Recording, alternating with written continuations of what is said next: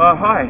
It's Sunday at the end of a long weekend in Anaheim with Jaeger, who we have been trying to talk to for all 4 days. We've talked. Don't get me wrong. We have talked. We just haven't officially. We haven't done this. Stopped to sit down and talk about this. So what I'm going to want to do, Alan, is I'm going to ask you some questions, and we're just going to chat for a few minutes. Great. Get your feeling about what's happening here. And I'm going to tell you something before I start. Sorry, I'm hogging the camera now. Alan is the one guy who comes here and understands why he's here. That's fascinating. No one's ever said that, because when you're talking to guys, like you did with your breathing and meditation thing, and we'll talk about that, you're not there selling the product. You're just helping guys. Right. And anybody who's come to these things, who is, I do a blog on this, and I sort of mouthed off about this a little bit. Anybody who comes to these events, okay, is paid good money to come here to attend, and what they want is pure instruction. And if somebody has something to sell, they'll figure out where to find it later. Right. So I like that about the way you do things. I appreciate it. I mean, I think that's part of the duty of a teacher, is you're trying to impart. If you've been fortunate enough to be given insight into something in life, and I think it's, I hate to say it's your duty, but I feel like it's important to share as much as you can. You did this session last night on breathing, and I have to tell you, well, the first time I did that with a group of my guys, I got an interesting reaction at the end.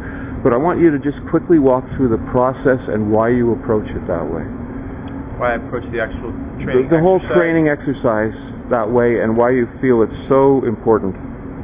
Well, number one is if you don't take the first minute or two to get people present and help educate them on what that really means to be present, then I think you're asking for very skewed results. In other words, it's like if I go out and run a 60-yard dash and I don't stretch my hamstrings out, fair enough, I'm looking at skewed results. Yeah. That might mean a blown-out hammy. Yeah. So, to have the benefit of the mental training session or exercise itself, it's very important that you take a couple minutes and get centered and get quiet and learn what it means to get out of your head, so to speak, or what it means to get to your breath, or what does it mean to be present, which is really what we're trying to talk about. What does it mean to be present? So, at establishing that minute or two is critical. Now, as you do this more and more often, that getting present tends to happen fast. You tend to get present quickly. But for new people to this, like last night, I took my time. I'm like, hey, whatever happened in the future, in the past, we're going to let go. We're going to get into our body a little bit. We're going to get into the breath. So anyway, the answer is get them present first. And when they're in the middle of a conference like this, it's a lot of stuff going on. It does take some time to bring them down. It does, but it would be the same if they were just getting ready for a game or practice, or they're getting ready to go to a meeting somewhere, or they just have 4 tests in school. So I think it's pretty normal for the average human being to meet sometimes, especially if they're new to the training. You did have a bit of a challenge question afterwards about whether it was too long, and your feeling was that it could have been even longer? Oh, God, yeah. Normally when I do a session like that, especially when I have a good crowd, we had a great crowd, they were into it. The group was absolutely into it, because I could just feel it. And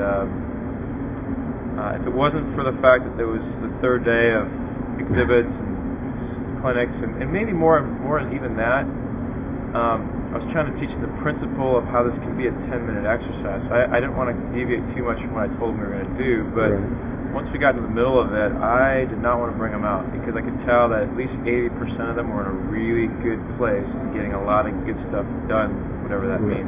Okay. Well, the thing is, too, this is a group of coaches, and what you want is to give them enough ammunition so they can go back and do it with their players. Exactly.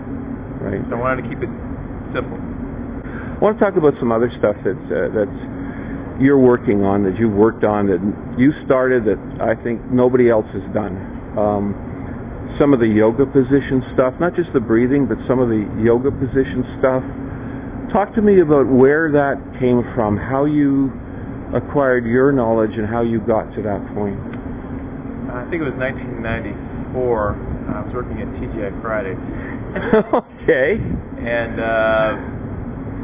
one of my co-workers told me about a yoga class at the junior college I actually played at, and it was a class. It was a 3-unit class. I mean, I was already done with school at that point, and I asked him where he studied yoga. It happened to be this place called the Center for Yoga in Los Angeles, which is now a Yoga Works, but at the time it was Center for Yoga, and I did my training there, and I didn't ever feel like I was going to study yoga to go teach in yoga studios.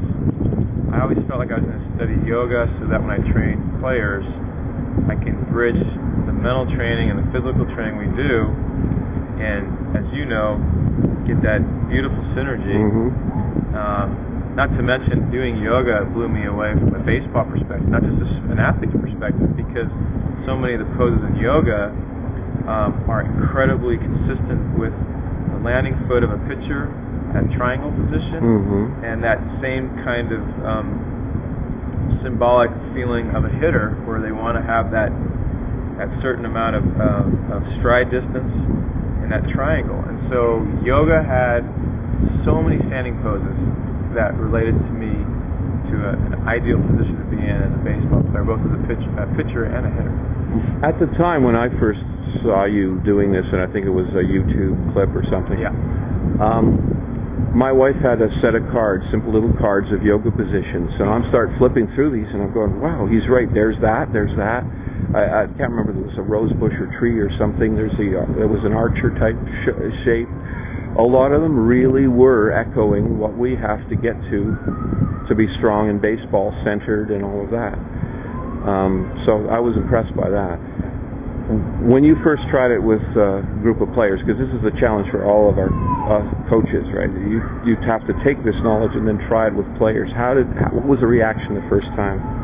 The reaction was good because, to be honest with you, the only people I worked yoga through were players that had signed up for our camps. So that would be our professional camp, which was a 6 to 8 week course before spring training, and those guys are they're hardcore. I mean, they this is their livelihood now, and they loved it. And then the kids that come to our training camp, they're already getting into mental training at 10, 11, 12, 15, 16 years of age. Yeah. So I guess it's kind of a skewed answer. If they're coming to us, they kind of know what they're getting into.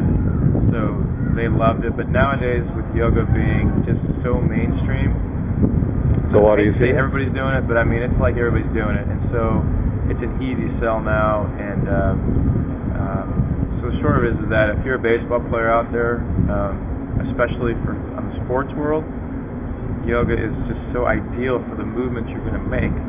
It's natural. You just have to be doing it. I joke around. I said this to somebody during the weekend, and I've used this line many times, that I truly believe, and I'm a little facetious, but that the yoga mystics and the baseball mystics hung out together maybe thousands of years ago, and the prophets that were going to be the baseball.